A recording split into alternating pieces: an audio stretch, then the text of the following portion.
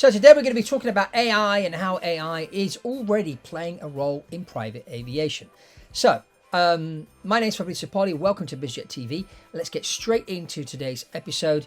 Now, we just had the NBAA, which is a big private jet convention and air show in Las Vegas, where Cessna just announced they're going to be introducing the Garmin 3000 with the autoland capability in the new citations, but they also got this as a retrofit for the older citations. So this is an interesting thing as these are coming into the jets now. We've had this already in the Vision jet built by Cirrus, and we've also had this system in the TBM, the new TBM, which is a turboprop. So now Cessna are introducing it into their line of aircraft with the Garmin 3000 avionics. I know Embraer is going to be doing this soon as well, and also Honda with the Honda Jet. Now, what does this system do, and what's the innovation here? Well, basically, this is a system put mostly on single pilot aircraft, where if suddenly the pilot becomes incapacitated or is unable to fly for some reason, or passes out or dies, the passenger finds themselves on an airplane with no pilot. So they can press this button and the AI will take over the flight. The AI will talk to air traffic control.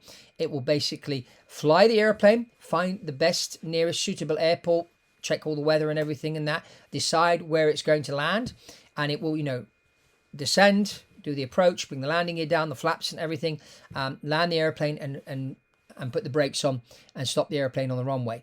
And this is all done by artificial intelligence. Now, this is not science fiction. This is something that's already existing today, already certified, already currently flying.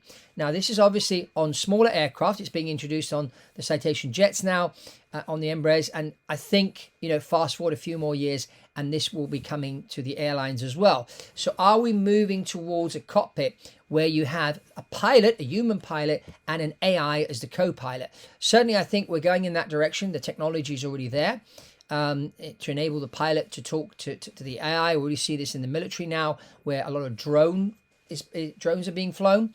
And I guess the fighter pilots are going to be something of the past. Airplanes will be flown by drones. There's a lot of advantages of flying with AI or having just one pilot on the flight deck. It's one human being, less human being you need to worry about. You don't need to feed them. AI doesn't go sick. AI doesn't ask for a rise. And AI doesn't sue you. There's lots of advantages in using AI, but there's also a group of people that don't agree with AI and that are afraid of AI, that wouldn't get on an airplane solely flown by AI. But at the moment, what we've got is the human being and the AI interacting with the Garmin 3000 avionics, and we've got the capability, if the pilot passes out, to press that button and then the airplane will land on its own. Now, this is not like the autoland that we have on the Boeings and the Airbuses, which have been out there for ages. I mean, I remember the first time I did an autoland on a 737, it was interesting to see how the airplane flew itself all the way down and landed, and I just needed to kick in with a reverse thrust. So that was interesting. But now this Garmin 3000 with the autoland system is really the next step. Now, the other thing that this does, if you buy an aircraft, and those of you, and I know because we can see this trend in the industry right now, there's a lot of people learning to fly with the goal of buying their own jet and flying their own jet. But as you progress and you get into this, there is an insurance issue. Insurance companies are clamping down now on these so-called pilot owners or pilot operators, as they're so called, because you're not a professional pilot. They're a bit weary about insuring these people. There have been a lot of crashes, and it's this kind of demographic which kind of brings the private jet safety record to 9.2 times worse than the airlines. So when we're looking at this demographic, if you do have an airplane that's got the autoland capability, then you're going to get a better insurance deal. So that's an aspect. But you still need to go about your training in a certain way, and I won't stop saying this. It's really, really important. And the other thing is, what you can do is you can hire a professional pilot to fly with you from time to time to help you improve and keep on top of things and that. But certainly having this Garmin 3000 system is something the insurance companies are quite happy about. But a problem I do see that will be coming will be cybersecurity.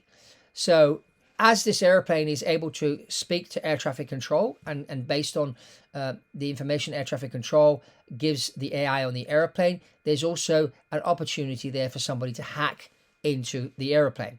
Now, this hasn't happened yet, or at least we don't know of this actually happening.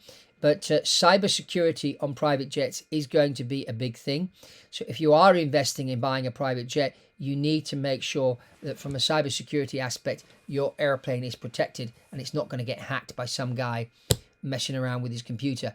That's the last thing we want, is an airplane to be hacked and a crash to happen, or an airplane to be stolen, or with the people on the airplane kidnapped and stuff like that. So we're going, into interesting times with this whole AI on airplanes and on private jets in particular. And we're seeing, more and more private jets being bought, more and more people coming into the market. We're also seeing a younger demographic.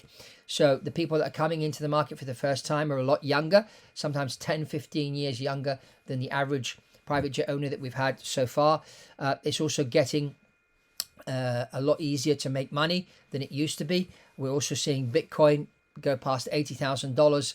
And I've been talking to a number of cryptocurrency investors over the last few years. And a lot of them have said to me, when Bitcoin hits $100,000, we'll be jumping in and buying a jet.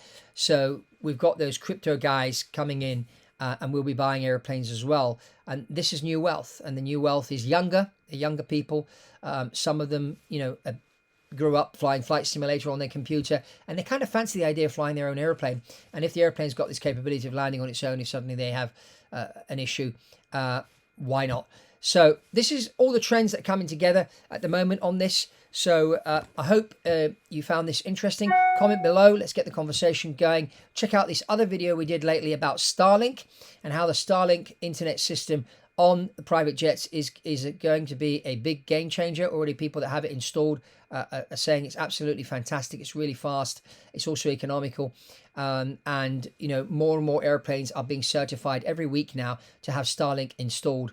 And the beauty of this is, your airplane is talking to the satellite. So you're going to get an internet speed a lot faster than what you're getting on the ground, and with very little interference. And it's going to be able to work everywhere. Well, right now, some internet systems aboard private jets only work over continental United States. Then as soon as you go 10, 20 miles offshore, off the coast, it no longer works. Then you have to have a satellite system. And the satellite systems up until now have been very expensive. So anyway, check into this video here about Starlink. And remember to subscribe to BizJet TV. And also check, you've seen the banner here of Flight TV Network, which is our new venture. And make sure you go up to flighttvnetwork.com and put your name in there. We'll be launching soon. And if you're on the list, you'll be notified of the early bird subscription rates and stuff like that. That's all from Fabrizio here on BizJet TV, and I'll see you on the next one.